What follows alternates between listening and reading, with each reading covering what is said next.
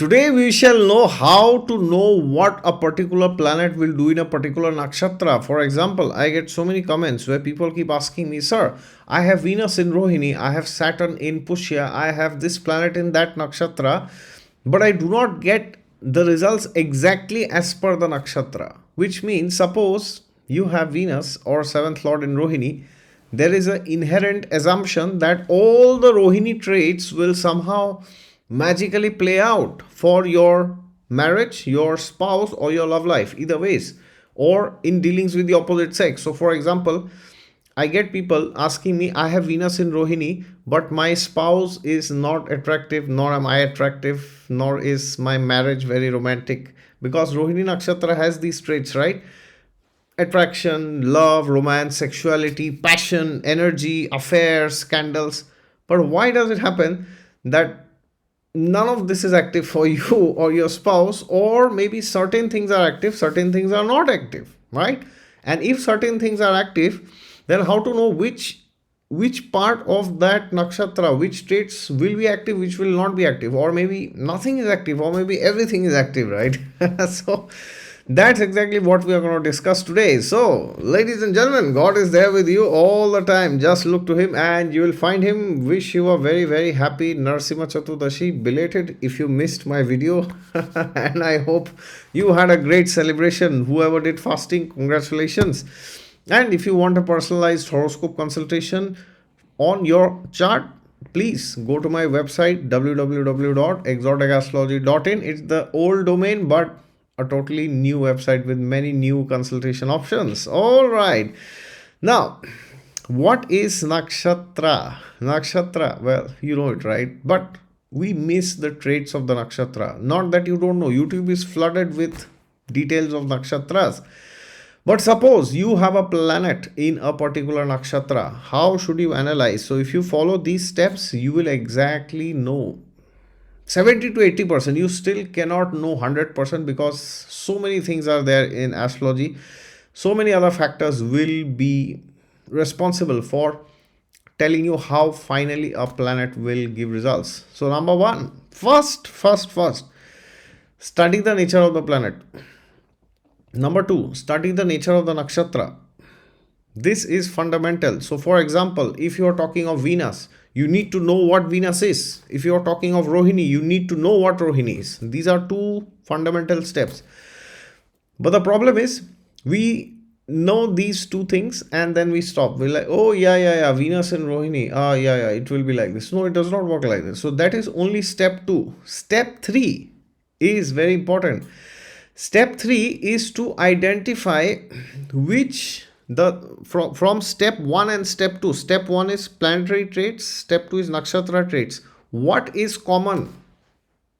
Not for you, but in general, what is common? So Venus, as you know, love, romance, sexuality, beauty, passion. Rohini has some very similar traits, but there are certain things which are not there in Venus, which are there in Rohini. For example, you have envy, you have jealousy. That is more present in Mercury. It's not there so much in Venus. Okay. Now, once you go to step 3, which means you identify the common traits and patterns. All right. Number 4 is you have to go to your horoscope and see that in this number 3, the answers of number 3, which are the respective houses in astrology and what is going on in those houses in your chart. So let me explain. So suppose you have identified, oh yes, we know Venus, we know Rohini. Now we know Venus and Rohini together, love, romance, beauty, passion, all these things. Now, which houses in astrology corresponds to these things? Which houses? Number 1, we have the 5th house. 5th house is the house of love, romance, right? It's the house of creativity. So now you have to see what is going on in your 5th house. Then we have 8th house. 8th house is the house of scandals. It is not directly related to Venus, but suppose in your horoscope you have the 8th lord combined with Venus, you have the 8th lord aspecting Venus, right? They're conjunct, or Venus is getting aspect, or Venus itself is in the 8th house. So is there any connection between the house of scandals and Venus? Why house of scandals? Because Rohini represents scandals. Rohini represents things which people blame you for, which you have You have no contribution, right? It's like fake allegations, okay? So therefore, now you see, okay, what is, and of course, Venus Rohini is classic seventh house marriage. So if you have Venus in Rohini, these three houses become very, very, very important for you. One is the fifth house, the other is the seventh house, the other is the eighth house. And there's another house. Guess which house becomes very attractive? The 12th house, because it is the house of seclusion, it is the house of bed pleasure, sexuality, and all this also. 8th house is more of scandal, and 12th house is loss of reputation due to scandal. So now you know you need to check these four houses. So this is how you will exactly know what will happen. So for example, now you have gone to stage 4 where you have seen, okay, I have seen what is there in my 5th house, my 7th house, my 8th house, my 12th house. Now, if there is an interchange in these houses, then the traits of Rohini and especially Venusian aspects of Rohini will be significantly higher for you, which means suppose you have your 5th lord in the 8th or your 12th lord in the 7th. So exchange of the lords of these houses. So if the 5th lord is in 12th, 12th lord is in 7th, 8th or 5th, either ways, any exchange going on, then the probability of you literally experiencing Rohini traits for your Venus or your married life or your spouse is exponentially higher. And now this is where it gets interesting. Which houses are more prominent? So now you have these four houses. You have the 5th house, 7th house, 8th house, 12th house. Now among them, we know the 5th house is a powerful house. It is a trine, it is a trikona, right? And the 7th house is also a very powerful house. It is a kendra, right? So therefore now, if you have inherently your 5th house, 7th house is strong, if your sun, moon, lagna lord is connected to the 5th house or the 7th house, your 5th lord, 7th lord is very well placed, there are natural benefics in the 5th, 7th, then you know that the good traits of Venus in Rohini will be more, which means you may be very attractive or your spouse may be very attractive. You may have a very active love life, romance, sexuality, the color red, fascination with all this. These things may be more. But suppose you have a 7th house, 5th house average, but your 8th house and 12th house is like supremely prominent, which means you have too many planets there, or your prominent planets like sun, moon, lagna, lord is sitting in there either in the 8th or in the 12th or maybe somewhere in both the houses. Then you know that now you may not get all these good traits of Rohini. In your marriage, you may get scandals. There may be a messy divorce if the 6th house is involved. And along with that, there may be defamation, there may be fake allegations. All right, so this is step 4. Step 4 is the most important. You try to combine everything and get the clues. Number 5. What is number 5? Number 5 is the most important. If you do this, then that's it. If you do not do, that's over. It's over. Number 5 is you check the dashas. Okay, number 4 inherently is most important, but number 5 becomes more important dynamically. So you check the dashas. So now suppose you have Venus in Rohini and your 5th house, 7th house is not very strong. Your 8th house, 12th house is very prominent. Now that means the negative traits of Rohini will be more. But when will it be? That the dashas will tell you. So for example, now suppose you have Venus in Rohini, 8th house, 12th house prominent, and in your horoscope, when you are after maybe 2025, around that age, you have started the dasha of the planet which is sitting in the 8th house or it is sitting in the 12th house, then now there could be major defamation. Or suppose the 8th lord's dasha comes, the 12th lord's dasha comes. Now interesting, suppose you are 25, you are not married, the 8th lord is active.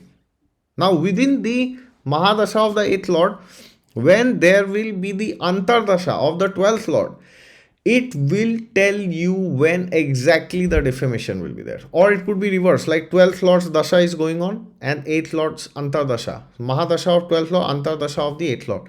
That will tell you everything that you need to know. So then you can exactly time. But now you are unmarried, so what will happen? Another, so if you're a man, you are unmarried, then there could be a lady, somebody in your office or anywhere in this universe who may put some false allegation against you. And if you are a lady, it could be coming from a man. Okay, so that's how it will happen. But suppose now you are already married.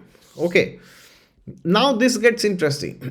Now, if in your chart there is the same combination, same dasha, and in your husband or in your wife's chart there is this similar thing which is occurring, then it means you both will be entangled. It will not be just yours or his or hers, okay, your spouses. It will be both. So it could be like something like a love triangle could come, or anything could happen, any kind of defamation primarily related to love, romance, sexuality. Okay, so then it could mean your spouse indulges in an extramarital affair, or you indulge in an extramarital affair, then your spouse gets defamation. Okay, so this is step number 5. This is very crucial. Once you know this, yes, this is the period when I should be extremely careful. Otherwise, what will happen is it will happen. Of course, you may argue, right? If it's there in my destiny, it will always happen. Well, that's correct. That's not wrong. But even then, it is your duty to take precaution. So, suppose you have such a placement and your 8th lord, 12th lord, 8th house, 12th house is active. Then what should you do? This is where the magic comes in. This is step number 6, which inherently makes it the most important, because there is this proverb, right? Prevention is better than cure. So what is the use of doing 1, 2, 3, 4, 5 if you don't do step 6? So step 6 is where you take precautions. So now suppose your 8th lord's dasha is going on, and next after 6 months your 12th lord's antardasha will come. So then what should you do? Should you do nothing? Well, not really. You have to maintain very strict boundaries with the opposite sex, near your home, near with your neighbors, especially in the workplace. If you are a student, then with your classmates, or your whatever colleagues in the office, or if you're doing whatever, any domain you are, if you're into business, then with other business women or businessmen, either ways, depending on your gender. So you have to have proper boundaries, and you have to try to sense things before. If there's a problem, then you have to go and correct the problem before that comes and hampers your reputation. Okay, so this is exactly how now. Along with this, there are other things which you can do. So for example, if you have Venus in Rohini, and you have all these things that we discussed in the chart, along with that, if you have number 8 in your date of birth somewhere, and you have number 6, number 7, then the chances of affair and all these things happening are more. If you don't have, then the chances are less. All right, so therefore this is exactly how you do. Of course, we can do this for every planet, for every transit, sorry, not every transit, for every planet, for every nakshatra, but it will become very long. It will be like a 100-day video, right? If we go and start doing this for every planet and for every nakshatra. Okay, so thank you very much for your patience. Please let me know down in the comments which planet you have in which nakshatra, and what are the traits that you have experienced in your life. Have you done step 1 to step 6? And if you have done it already, what have you realized? This is what I want to see from you down in the comments. Please share your thoughts. Thank you so much. Don't forget to hit the like button, and don't forget to subscribe if you're new. And for a personalized horoscope consultation, you can always go to my website down in the description section, exoticastrology.in. God is there with you all the time. Just look to him and you'll find him. Jai Siaram, Jai Narsimhadev.